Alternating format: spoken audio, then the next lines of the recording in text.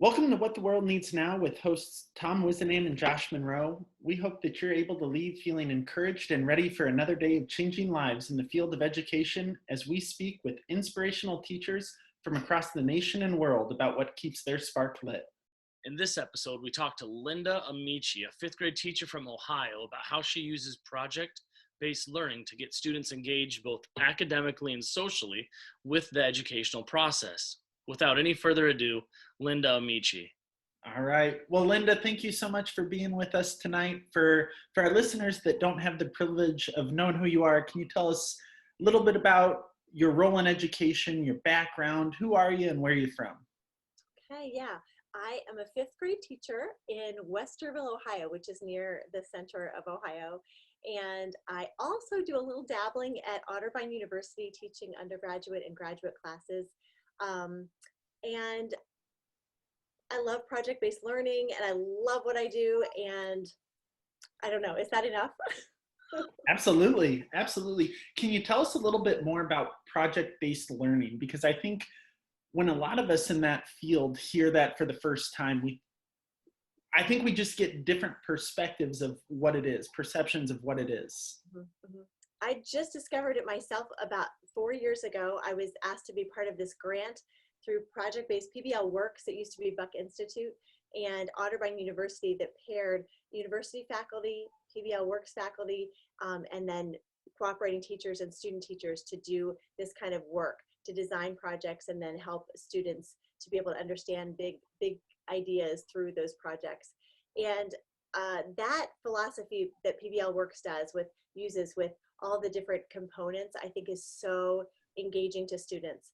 From the launch event where you really grip them and hook them to the all the different opportunities that they have to work together and to learn how to collaborate with one another and to deepen their understanding, a lot of sustained inquiry there, a lot of culture building and like feedback protocols where the students are really learning how to give and receive feedback well, and then finalizing things into like a public product or creating something relevant that the world would need to or would want to be interested in or would want to see and learn about. So that's it in a nutshell. That's fantastic. I think that getting students engaged at a higher level is something that's really needed. And I think as we come out of the pandemic, it'll be even more so. I'm curious, how has that transferred into your professional learning, your professional teaching, going from maybe a curriculum-based instruction to this project-based instruction? How is that, what impact has that had on you personally? It has just enlivened me. It made me so much more engaged. There's so many more resources that I can find to be able to help support my students because of this. And it's just made me more interested in what I'm doing. It makes more sense to me. It fulfills that why, why are we learning this? Because, for a good reason, and that driving question that drives all of our work. And so if I'm excited about it, then my students are naturally going to be a little more excited about it, but I really seek to learn about them and take their interests and all of their, just the things that excite them into consideration when I plan and design the project. So, it's very engaging to them too. Would you walk us through one of the most successful projects that you've personally been part of, just so we have a deeper understanding of what project-based learning might look like in your classroom? Absolutely. I think I'll tell you about my first one because I think that was where the transformation really took place. I had a student teacher, actually I had two student teachers working with me, and I picked to design a project around, it was the Mayans, the Aztecs, and the Incans, Native American people. The students didn't really understand why that was important. Like they would be like, oh yeah, that's interesting. Well, let's move on. What else are we going to do? And so for me, I was like, what can we do with these? And we ended up really rolling in a bunch of different other standards, language arts standards, and even a few science standards. We created, it was an iMovie trailer that had all of this amazing, like really dramatic kind of intro that was like all these civilizations, we had pictures of them, all these civilizations were once amazing civilizations, and they thrived and they did all these great things, but now they're gone. What happened? Could it have been, you know, an apocalypse, a zombie? You know, we had all these different possibilities of what could have happened to them. And then what are we going to do about that? What can we learn from these ancient civilizations then became our driving question. What can we learn from these civilizations that we can then apply to our own lives today and our leadership today? And so that really made it make sense. And so the students then were like, yeah, they're gone. And so what can we learn from them? What their successes and their failures? And so in doing that, we learned all about them, but from the perspective of what we can take away. And so the students worked in teams.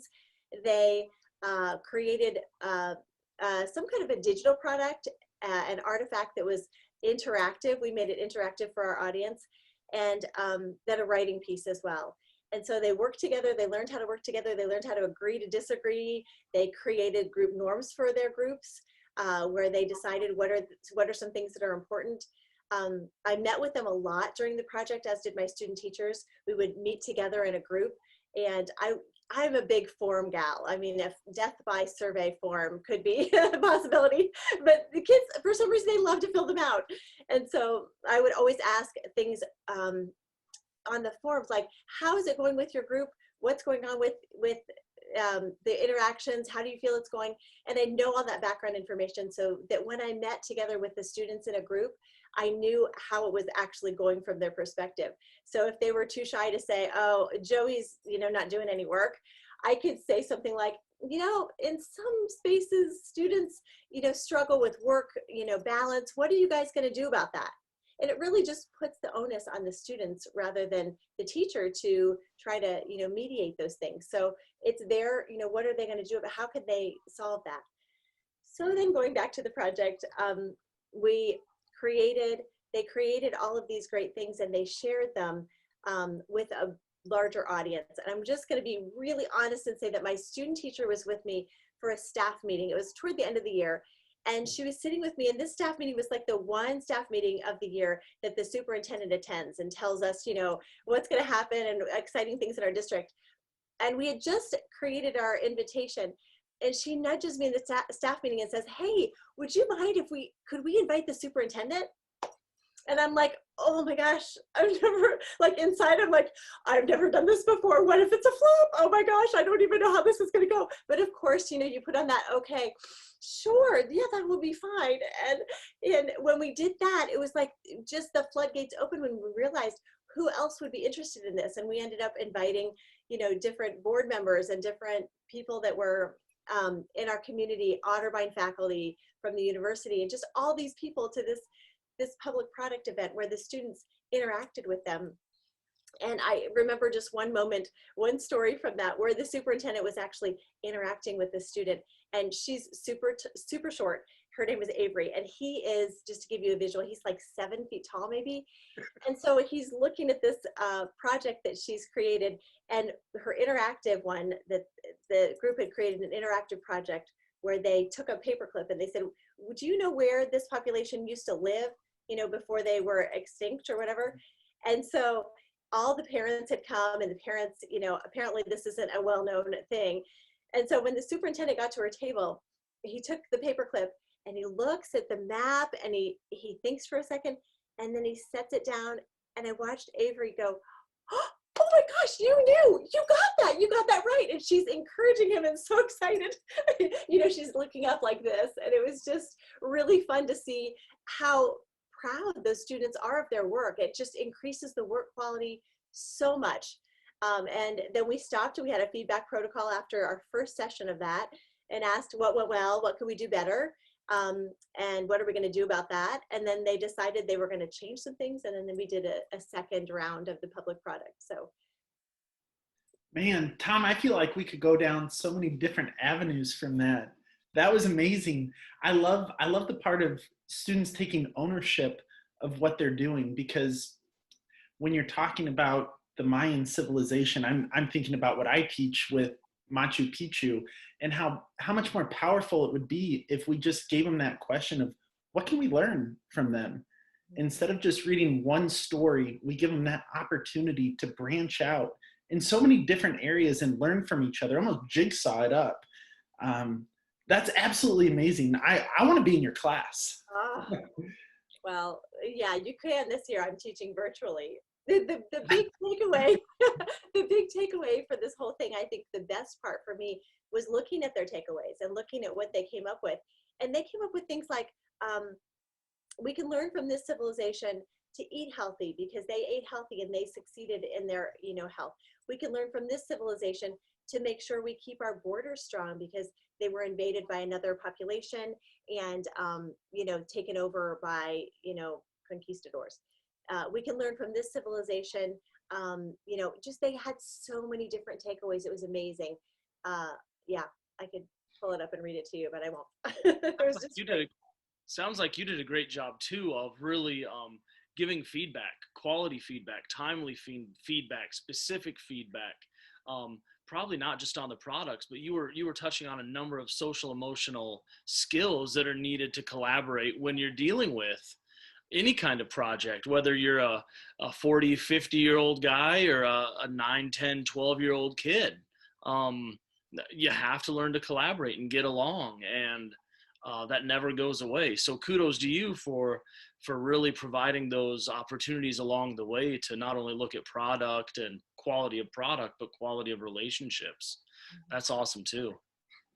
Yeah, I think that's one of the things I think is really missing in our society today, that ability to give and receive feedback. We don't want to take feedback because that means that we're doing things, wrong or whatever. I don't know. I've really embraced the whole growth mindset piece lately. And it's just been transformative in my practice and with students, and just understanding that feedback. I do a lot of personalized project-based learning with them where they create their own driving questions. And I remember one student, they would share those with other students before they would share them anywhere else to a larger audience. And one student said, we do it, I like, or I wonder. And that kind of feedback, those are the sentence starters. And she said, I wonder feedback, because the more I wonder feedback I get, the more I like feedback I could possibly get.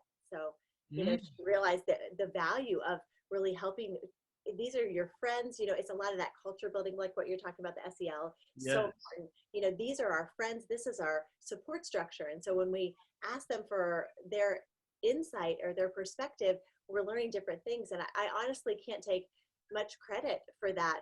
They give one another feedback that is from different perspectives than I would ever see. It's really interesting to see. My feedback might be different. I notice different things than they do, and I learn from them as much as they learn from me, I'm sure. And think about how prepared they're going to be for outside of your class. Like once they get down the road and they go to a job or wherever they go, and they're going to be able to take feedback from other people and apply it in positive ways and not see it as criticism, but as an opportunity to truly grow because of the opportunity that you gave them. Man, they're going to do amazing things. They are doing amazing things, but man, you got some world changes in your class, I can tell. I do. I'm so thankful for them, and just how open they, when you create that culture for them and they understand that these are people that have their best interests in mind, they really can take more risks than they ever would, before. And I see that in their personalized project-based work as they come up with driving questions that are very, very kind of vulnerable. They'll do driving questions like, what is attention deficit disorder, and how can we use that, how can we either prevent it or handle it in some way? And so then they come up with all of these different strategies, and then other students can apply those strategies, and they're all, at the, really gripped and very interested in what they're saying, because so many students struggle with that, including me, and then that student really works through some of the issues and the social emotional issues that he or she has, and can really come out at the end feeling confident that they know a lot of different strategies that they didn't have really time for before in a more traditional curriculum. Hey, Linda, you're obviously an amazing teacher in a number of levels, at the university level, the college level, elementary school kids. What got you into education? What was your pathway kind of into where you are today? And thank you both for your kind words. I, growing up, had a father who was a guidance counselor, and every year, it was an annual thing, he would give me one of those tests, you know, the career placement tests. And every year I would say, I want to, you know, study the whales, and or I want to be a sociologist. And every year he'd come back and say, you should be a teacher. And so every single year I fought against this, because I didn't have a great experience in school. I struggled with attention. I struggled with finding the relevance and finding the why of school. And so I fought against that for a long time until it was my second year in college. In university, Ohio State University, a friend of mine got into this really amazing program that was really small. It was called the EPIC Strand, Educational Programs in Informal Classrooms. And she was telling me about it, and you know, that there was this interview process. And I thought, well, maybe I should try that. And so I tried it, and I got in, and we did like a weekend retreat where we left with all the deans and the like head of departments, and we tried to unlearn the traditional methods and ways that we had learned before, and learn ways that were different, and just looking at learning in a more like universal design kind of approach back in the day. So cool. Probably my dad, I would say, would be the instigator of my educational directions. You know, Tom and I have talked lately about how a lot of the people that we talk to kind of had this experience in school where it wasn't always the greatest. And that's kind of what pushed you down the path of, well, then I'm going to be the change that I want to see.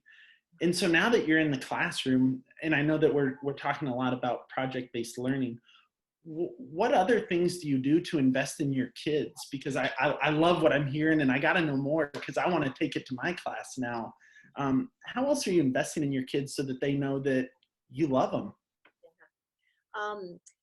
Well, I learn about them in every area that I can. You know, I told you death by survey at the beginning, and I really try to discover what makes them tick, how they learn best, and just really kind of treat them like the test I need to pass or else, you know. So I'm really studying those students and then meeting with them one-on-one. I think this year, one of those silver linings of the virtual experience in teaching has been the ability to meet with a student and his family or her family one-on-one more frequently without, you know, it's like we've had conferences a couple times this year, and that's been really a bonus. So keeping that proximity and that relationship there, I guess, when something's going wrong, showing them that I care, you know, like with virtual work, it seems like it's very easy for the students to get checked out. I mean, they're in an environment where they have all kinds of distractions, and they're used to being very informal in that environment. And so to think that they're gonna, you know, when you walk into school, you kind of do that mental, like, okay, this is what I do in school, and this is the way I think in school. And it's like a neurological sort of pathway that you've developed, you know, by 5th grade. So they're studying and they're learning in their own more informal family environment. And so I think, you know, every once in a while, it's not required that they meet with me every day. My district has not made that requirement, but we do meet together every day. And sometimes the student will miss a meeting. And so I'm right on that. During the meeting, if somebody else is talking, I'll email and say, hey, we're missing you. Come on, you know, we're missing you. You missed the meeting, come with us.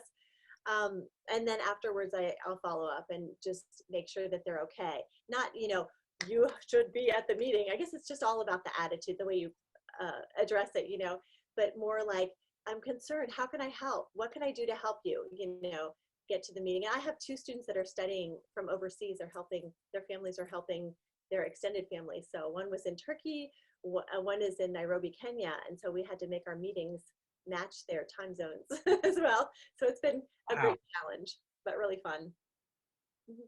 That's awesome. I think the relationship piece, you cannot overstate that. And one thing that I've learned, just to echo what you said, Linda, was that time is worth the investment. And it doesn't matter if it's in person and we're telling kids that we love them and we care about them, or whether it's virtual and we're telling them and engaging them in that way too. And the families, my gosh, being able to engage the families online is such a it's a game changer if you're able to do that. And then you have buy-in from the families, buy-in from the students, engagement from all parties. That really makes a difference too. Really is This structure. One other thing, I'm sorry, I just thought of when you're talking, is I really work to keep my own social emotional health, you know, challenged and healthy. I'm working with a team of teachers. We're doing something called Anchor Ed, where it's educators anchoring educators, and it's a program that we just kind of designed and have put out there, and we have people from all over the world that have joined in the fun of, you know, looking at some different you know, ways that we can stay healthy ourselves, and then helping then transfer that to our students. You know, It's like you read my mind. That's just where I was going to go. So this year's been different. Tell us how you take care of yourself. Tell us more about Anchor Ed. Tell us how you do take care of yourself. I know you're an active individual. So tell us about how you've been healthy over the course of the last year. yeah, I think that it's so easy to get, I feel isolated in a silo, especially, you know, teaching from home. That just is so weird. So I think keeping connections, even virtually, with people that are aligned in their thinking has been so important. I think staying active. I teach fitness classes on the side. That's my, you know, everybody has a side gig, you know, when they're in education, right? So I teach cardio hip hop, and I teach strength training. And I really enjoy the communities that are built there. We had to flip to virtual, but now we're back, but outside and very socially distant. But I think keeping connected with people, I think, is really, really important to me, because I'm an extrovert, you know. And then just really thinking about ways that we can, you know, maintain balance in our lives personally, and then helping the students to then find that balance. You know, in that today we're talking about the science of sound, where I'm working on a project that will be shared with Coast, the Center of Science and Industry will share it out as part of their big science festival in May. And so we've been working on the science of sound, and how sound, the vibrations, and all the science standards. But then students today we were looking at theme and mood of a song, and how it made you feel. And we talked, I've got this great book that I just called Permission to Feel. I'm reading myself. And it has all these different, oh, I don't know, you can maybe not tell because of my background. There we go. There you go. Yeah, by Mark Brackett. What a great book. Such an awesome book. Fantastic book. So today we talked about, you know, I'm like, how does this song make you feel? And, you know, they're in the chat, happy, you know, or whatever. And I'm like, ooh. And I put that slide up with all of those feelings. And I talked about kind of what that means. And then I said, you know, a lot of times we get into this blue quadrant, and it doesn't feel good, but I want you to know that everybody experiences that. And, you know, our goal when we get there is to try to work toward getting to the green or the yellow. And what are some ways that you guys have found that you get there when you get to that blue or that red place? And then they brainstormed all kinds of great ideas that, you know, I wouldn't have thought of myself. So I think listening to students is the best thing we can do, is listen to them and let them listen to each other, help them to listen to each other. So I think that's another good thing, is just kind of keep a good pulse on where I am in my own, you know, personal mental health, and hopefully that will transfer a little bit, but then just taking the time to listen to where they are and how I can help. Definitely. That book is so amazing. Once Tom showed me that last year, and I started introducing that mood meter to my students, it has changed the way they view a lot of things. I'd have conversations, and I'd show them it. I'd be like, where are you? And they're trying to tell me that they feel sad, or they feel down, but they'd point to a word in the blue, and it'd say chill. And I'd have to explain, or they'd point to a word and I'd explain what it means, and they'd be like, oh no, that's not it.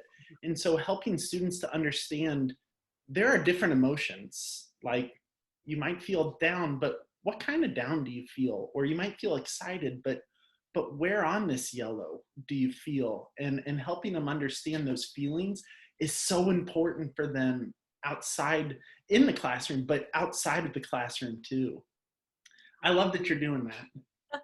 It's just been one of those things that I've relied on, so then I pass it along to the kids. I also have been using the practice of gratitude, you know, just really, that was one of the things that we talked about today when we get feeling down, you know, to really list in our journal all the things that we have to be thankful for. And that does sort of flip a switch, I know, in my brain. And I think it gets me out of that feeling of, oh, things aren't working well, you know, to there are a lot of things that are working well, because sometimes it's easier to focus.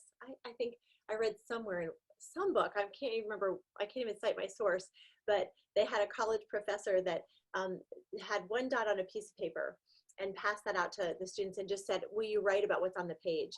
And almost all the students wrote about the one dot. You know, the dot is in the center and the dot is about this big, and the dot, you know, they wrote all about the dot, and they missed the whole white page around the dot. You know, like there's a lot of other things besides the dot, and that's kind of the way we do. I think it's our natural human tendency is to focus on that one thing that's not going well when there's a lot that is going well. And there's a program called Give Thanks. I don't know if you found that. It's a great program that you can use with your students, and they can send gratitude messages to one another, and then it gives you a graph, and you can see all of the ways, like they have to be tagged to different, you know, these are gratitude messages about kindness, or these are gratitude message about work ethic. You can really come up with all of this, all the categories, and then it shows the graph of how many, you know, how many you're getting and what categories, and that's good feedback for them, you know, like, and we talk about, well, look, it looks like you're getting a lot of, you know, thanks for helping out people. And what does that say about you?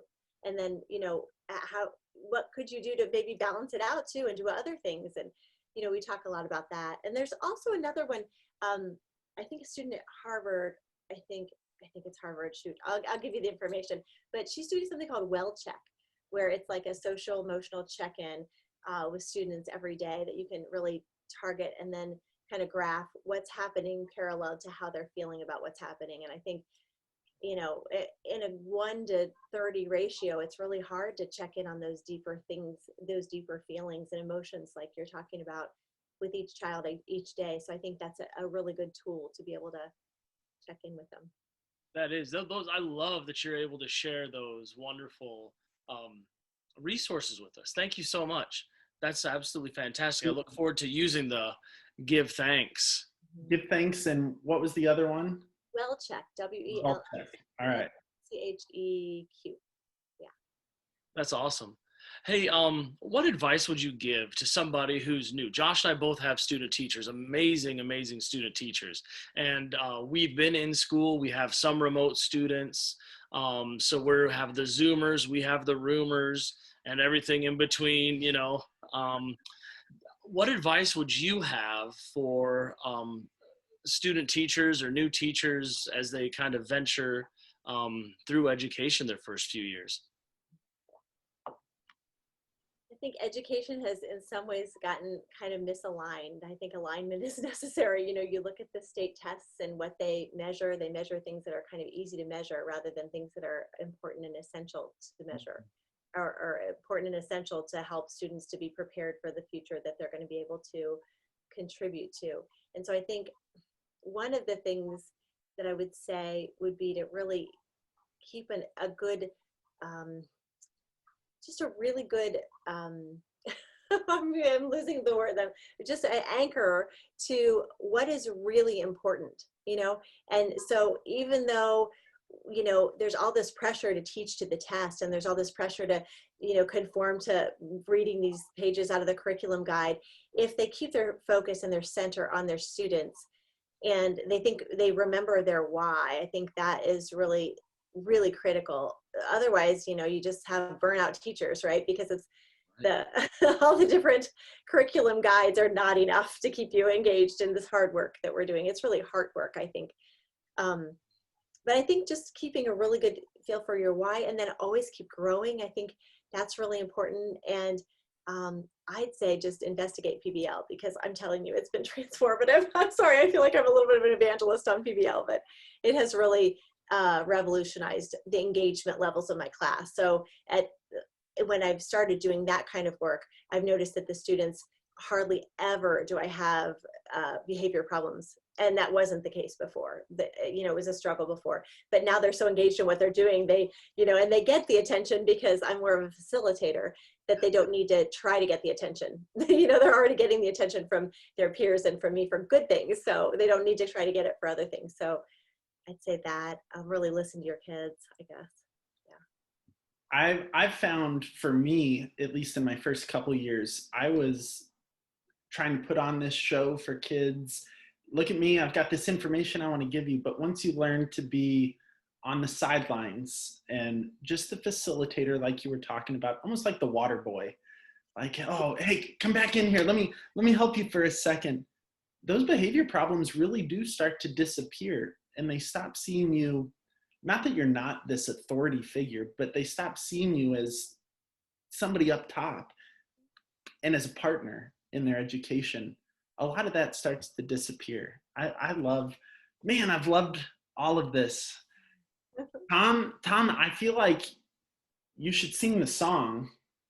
Linda, are you a fan of oldies? Oh yeah. Yeah. I felt like she would be. Although you're not asking me to sing. Please tell me. Oh no, I get nervous. Josh likes to hear me sing, but sometimes I get nervous around him, so I don't sing it too often. But back in the 60s, you know, the world needed things. The world needed something, and the world needed love because there were rivers and mountains, and we really just needed love.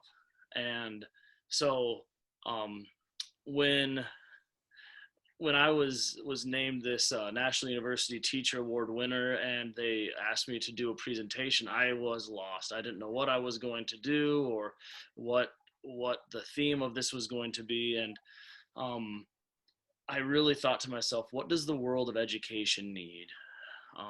And so I came up with some things. But I love asking the question to amazing educators. And it doesn't have to be just in the world of education. But Linda, what does the world need now? The world needs empathy. I think that's probably the biggest thing, and love, right?